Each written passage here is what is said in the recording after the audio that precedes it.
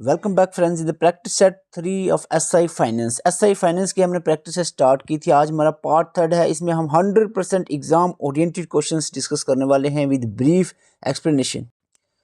अगर आप SI finance के रिवीजन नोट्स चाहते हो तो ये व्हाट्सअप नंबर पे आप कांटेक्ट कर सकते हो। आपके ये सभी रिवीजन नोट्स अवेलेबल करवा दिए जाएंगे। और इसके साथ अगर आप मॉक टेस्ट प्रैक्टिस करना चाह रहे हो तो आपके लिए 5 फुल लेंथ मॉक टेस्ट और 30 sectional mock test just at the rate of 99 rupees available करवा दिए जाएंगे। इसका लिंक आपको डिस्क्रिप्शन में मिलेगा, आप वहां से विजिट कर सकते हो। आइए स्टार्ट करते हैं आज का प्रैक्टिस सेट। क्वेश्चन नंबर 1 आपके सामने है, which one of the following pairs is correctly match. Tulbul project Himachal Pradesh गलत है, जम्मू कश्मीर में है। तुलबुल सरीसलम प्रोजेक्ट तमिलनाडु, ये भी गलत है, आंध्र प्रदेश में है। पपन सावसन प्रोजेक्ट जो है कर्नाटका में, this is also wrong. And the right answer, the option right is Ukai project Gujarat, this is the right option, answer D रहेगा। क्वेश्चन नंबर 2 से पहले थोड़ा सा हम एक्सप्लेनेशन देख लेते हैं। हाइड्रोइलेक्ट्रिक प्लांट्स के रिलेटेड रिवर्स और स्टेट आपको याद रखनी है। बाखरा नग्गल जो डैम है प्रोजेक्ट है सतलुज रिवर पे है और हिमाचल प्रदेश इंक्लूडिंग पंजाब में ये पाया जाता है।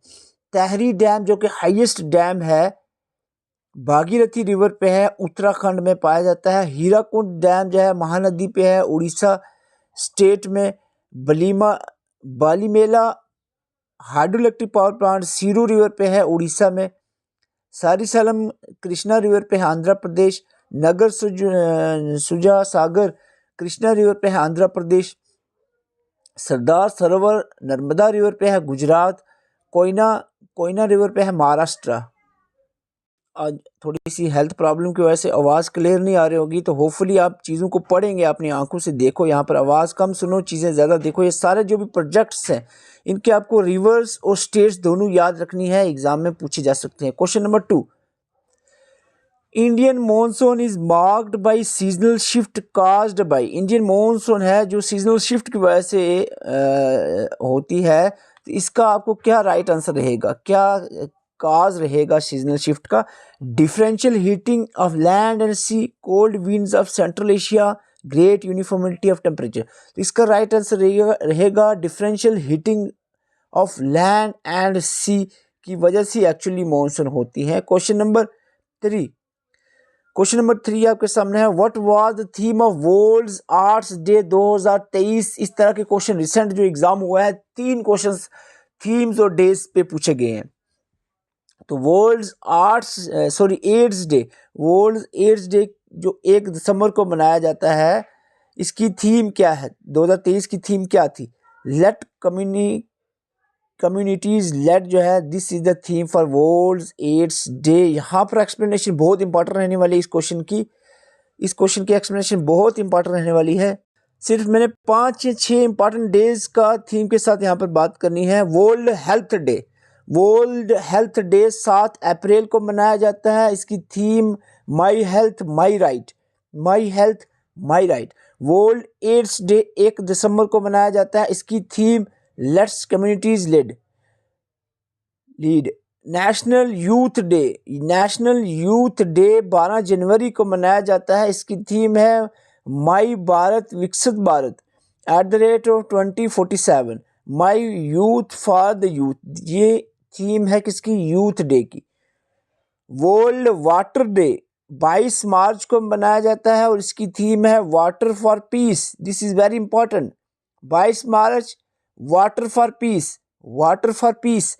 इंटरनेशनल वुमेन डे 8 मार्च को मनाया जाता है। इसकी थीम है invest in women accelerate progress. This is also important. सिर्फ मैंने इंपॉर्टेंट वाले चुने हैं यहाँ पर। नेशनल वोटर्स डे 25 जनवरी को मनाया जाता है और उसकी थीम है nothing like voting I vote for sure. याद रखनी है चीज़ें, ऐसे ही नहीं ऊपर से गुजर जाना है। यहाँ पर एक बार फिर से बोलूँगा मैं, क्योंकि बहुत ही इंपॉर्टेंट है आपका मैं एग्जाम के लिए। World health day 7 April, theme इसकी my health my right. World AIDS day 1 December, theme इसकी let communities lead. National youth day 12 January, theme इसकी है my Bharat Viksit Bharat 2047, my youth for the youth. World water day 22 March, theme इसकी रहेगी water for peace, water for peace. International women's day 8 March, theme इसकी रहेगी invest in women accelerate progress, invest in women accelerate progress. National voter day 25 January, 25 January, theme इसकी रहेगी nothing like voting I vote for sure. Question number 4 की तरफ बढ़ते हैं। Question number 4 आपके सामने है, among us the following Indian state which one has the minimum forest cover, minimum forest cover, minimum पूछा गया है, मिनिमम फॉरेस्ट कवर इनमें से हरियाणा में रहे। इंडिया की सबसे मिनिमम कम से कम जो फॉरेस्ट है वो हरियाणा के अंदर है, ये आपने याद रखना है। आगे बढ़ते हैं। आगे बढ़ने से पहले आपको ये भी पूछा जा सकता है state with maximum forest cover, तो maximum forest cover state Madhya Pradesh है, minimum Haryana. Question number 5, which of the following rivers divides Deccan table land from central highland in northern India. ये जो डेक्कन टेबल लैंड है इसको नॉर्थन इंडिया की जो हाईलैंड्स है उससे सेपरेट करता है कौन सा रिवर, तो ये रिवर है नर्मदा, नर्मदा रिवर, तो Narmada is the right answer. Question number 6, primary objective of fiscal policy in India, fiscal policy का जो मैन मोटिव होता है वो यही होता है कि वो इकोनॉमिक ग्रोथ को प्रमोट करे, तो promoting economic growth is the right answer.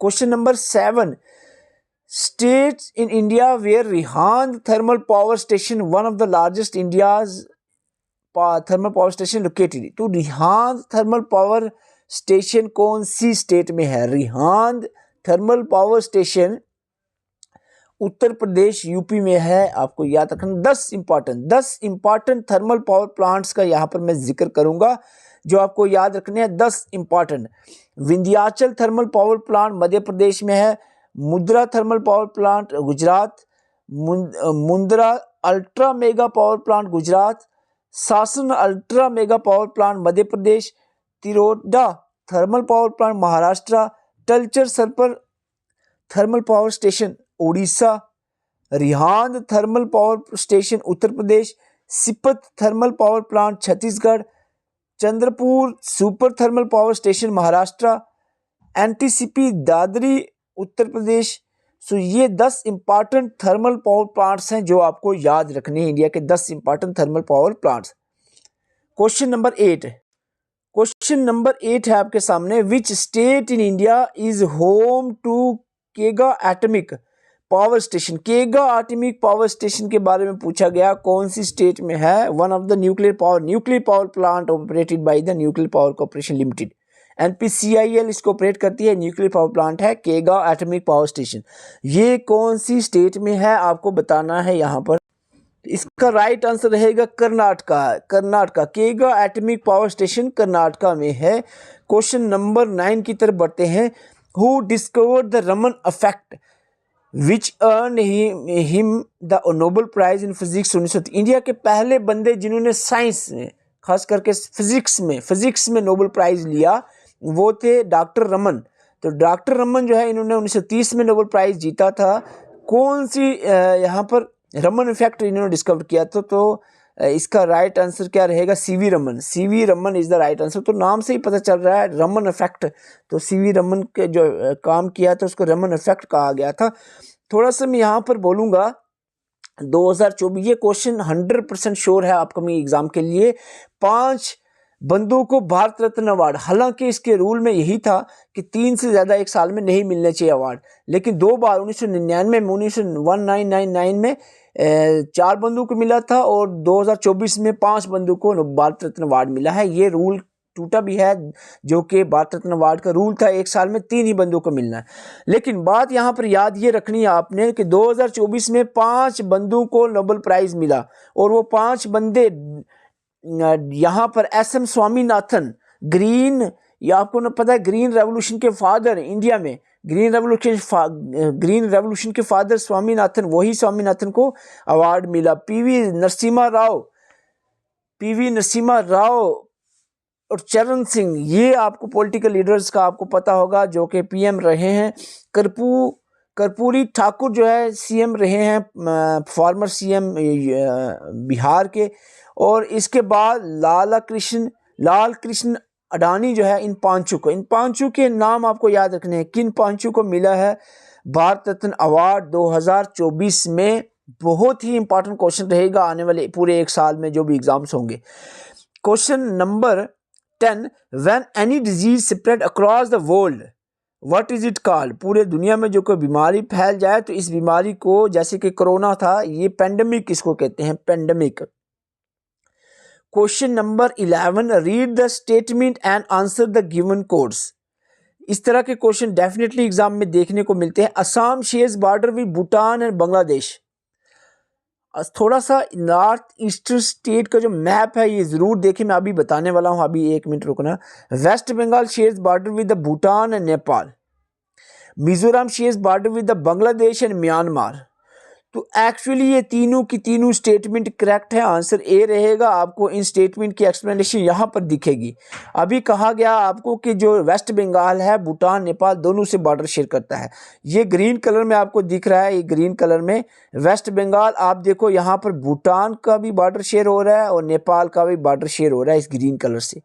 सही से देखना ध्यान से, यहाँ पर वेस्ट बंगाल इधर जा रहा है इसका एरिया, तो यहाँ पर नेपाल और भूटान दोनों से। और इसके बाद मिजोरम का कहा गया म्यांमार और बांग्लादेश। तो ये है मिजोरम पिंक कलर में। तो मिजोरम का इधर देखो आप, बांग्लादेश से इधर से बॉर्डर अटैच है और इधर से म्यांमार से अटैच है। असम का आपको कहा गया, क्या कहा असम के बारे में?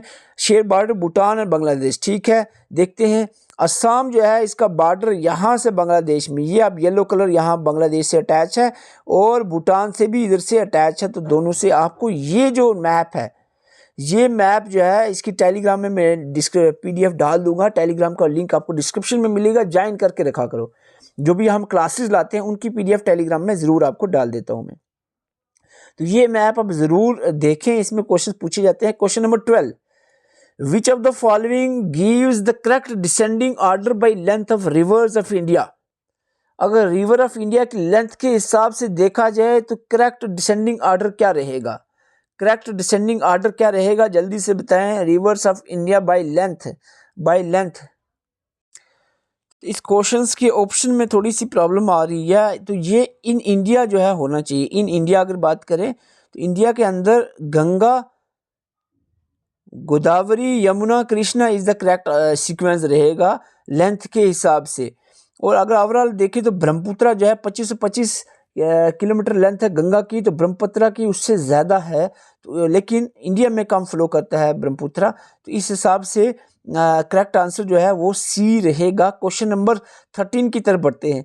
Indian scientist known as missile man of India who played a significant role in nuclear weapons programme. Missile man of India किनको कहा जाता है? Missile man of India APJ Abdul Kalam को जो है कहा जाता है missile man of India. Question number 14 आपके सामने है। Which state in India is home to the Tehri dam? आपको बताया अभी थोड़ी देर पहले मैंने, तहरी डैम इंडिया का सबसे ऊंचा टॉलेस्ट डैम है, वर्ल्ड की टॉलेस्ट डैम की लिस्ट में भी आता है, one of the tallest dam of the world. और इंडिया का तो है ही नंबर 1 सबसे ऊंचा डैम, और ये उत्तराखंड में है।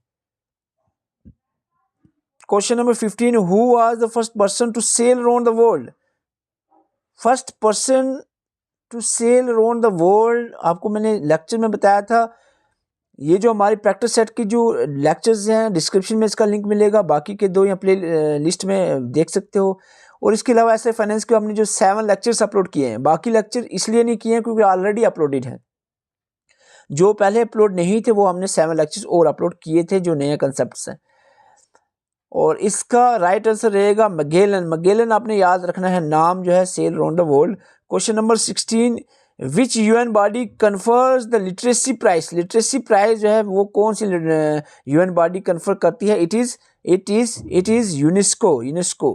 Question number 17, social economic ecological equity is the necessary condition for achieving the, ये नेसेसरी कंडीशन है किसको अचीव करने के लिए? सस्टेनेबल डेवलपमेंट को अचीव करने के लिए। Question number 18, Nobel peace prize, ध्यान से पढ़ना, Nobel peace prize is awarded in which city? Nobel peace prize Oslo city, जो नॉर्वे की ओस्लो सिटी है, यहाँ पर यह अवार्ड दिया जाता है। अदरवाइज जो बाकी अवार्ड हैं वो स्टॉकहोम स्वीडन में दिए जाते हैं। Nobel prize for physics, chemistry, physiology यानी मेडिसिन, लिटरेचर, ये सभी नोबेल प्राइज़ स्टॉकहोम स्वीडन में दिए जाते हैं। While the Nobel peace prize जो है वो ओस्लो नॉर्वे में दिया जाता है, याद रखना है। Question number 19, winter rains in north and north west India generally associated with the phenomena of. तो जो विंटर रेन्स आपको बताना है, विंटर रेन्स जो होती हैं ये किसके साथ एसोसिएटेड है? तो विंटर रेन्स या नॉर्थ वेस्ट इंडिया जो जनरली एसोसिएट करता है किसके साथ? इस क्वेश्चन का आंसर आप कमेंट करके ज़रूर बताएं कि winter rains in north area में जो होती हैं और नॉर्थ वेस्ट इंडिया में वो किससे एसोसिएट करती हैं, इसका आंसर आप ज़रूर बताएं। क्वेश्चन नंबर 20 आपके सामने है, which of the following is correct chronological order formation of following states in India. States India में क्रोनोलॉजिकल ऑर्डर बताना है, पहले सिक्किम बनी, मिजोरम बनी या गोवा बनी। तो आपको मैं यहाँ पर बता दूँ, यहाँ पर पहले सिक्किम बनी, उसके बाद 1987 में मिजोरम, देन 1987 में ही लेटर ऑन गोवा बनी, और उसके बाद 61 में गोवा और 87 में 97 में मिजोरम। यहाँ पर 1 2 4 पहले अरुणाचल प्रदेश, तो 4, ये आंसर सी रहेगा। 1 2 4 3 1 2 4 3। यहाँ पर मैं इसकी एक्सप्लेनेशन में बताता हूँ, वहाँ से सही आपको समझ आएगी। तो यहाँ से आपको सही में समझ आएगा डिटेल से। Chronological states bifurcation in India after 1956 में। 1960 में सबसे पहले हम बात करें, बॉम्बे स्टेट जो है वो महाराष्ट्र और गुजरात में स्प्लिट होती है। बॉम्बे एक स्टेट थी। 1960 में बॉम्बे जो है वो महाराष्ट्र एंड गुजरात में स्प्लिट होती है, यानी महाराष्ट्र और गुजरात 1960 में बने। 1963 में नागालैंड जो है असम से कर्व आउट की जाती है। असम स्टेट थी, उसके बीच में से नागालैंड को निकाला जाता है, नई स्टेट बनाई जाती है 1963 में। 1966 में हरियाणा एंड हिमाचल प्रदेश जो है पंजाब से, पंजाब एक स्टेट थी, बहुत बड़ी स्टेट, इसमें से हरियाणा और हिमाचल प्रदेश दो नई स्टेट्स को निकाला जाता है 1966 में। याद रखना है, हरियाणा और हिमाचल प्रदेश पंजाब से निकली हैं, और ये 1966 में। 1972 में मेघालय, मणिपुर और त्रिपुरा स्टेट्स बनाई गई। 1975 में Sikkim become a part of Indian union, और गोवा एंड अरुणाचल प्रदेश जो है ये पहले यूटीज थी, इनका स्टेट का जो स्टेटस है 1987 में 1987 में मिला। 2000 में बात करें, उत्तरांचल जो है आउट ऑफ यूपी, उत्तरांचल जो है उत्तराखंड जो है, Uttaranchal out of UP and Uttarakhand out of Bihar जो है, and Chhattisgarh out of Madhya Pradesh, ये जो है स्टेट्स बनाई गई। 2000 में ये स्टेट्स बनाई गई, और 2014 में 2014 में तेलंगाना जो है स्टेट बनी। ये आप सबने सुना होगा, आंध्र प्रदेश से इसको बनाया गया है। ये 29वीं स्टेट बनी थी तेलंगाना, जो कि आंध्र प्रदेश से कर्व आउट की गई। तो इस तरह की जो कंप्लीशन है, एक्सप्लेनेशन जो होती है, ये बड़ी मेहनत से बनाई जाती है। वीडियो को लाइक ज़रूर किया करें ताकि हमें मोटिवेशन मिले, इस तरह की वीडियोस आपके लिए लाएं। वीडियो को अभी लाइक करें, और चैनल पर नए हो जो आपको व्हाइट कलर का सब्सक्रिप्शन बटन दिख रहा है उसको प्रेस करें, और डिस्क्रिप्शन में आपको लिंक मिलेगा हमारी ऐप का, वहाँ पर आप मॉक टेस्ट भी प्रैक्टिस कर सकते हो। मॉक टेस्ट तक प्रैक्टिस करने हैं तो डिस्क्रिप्शन में लिंक आपको मिल जाएगा, आपको एग्जाम ओरिएंटेड क्वेश्चन यहाँ पर प्रोवाइड किए जाएंगे। और इसके साथ साथ अगर आप रिवीजन नोट्स ऐसे फाइनेंस के लिए चाहते हो तो ये व्हाट्सएप नंबर दिया है, इस पर कॉन्टैक्ट कर सकते हो, आपको रिवीजन नोट्स मिल जाएंगे, जो कि 2-4 दिनों में भी आप अच्छे से इसको रिवाइज कर सकते हो। बिल्कुल comprehensive short point two point जो है एग्जाम के रिलेटेड नोट्स लिखे गए हैं। तो चैनल पर नए, चैनल को सब्सक्राइब जरूर करके जाएँ।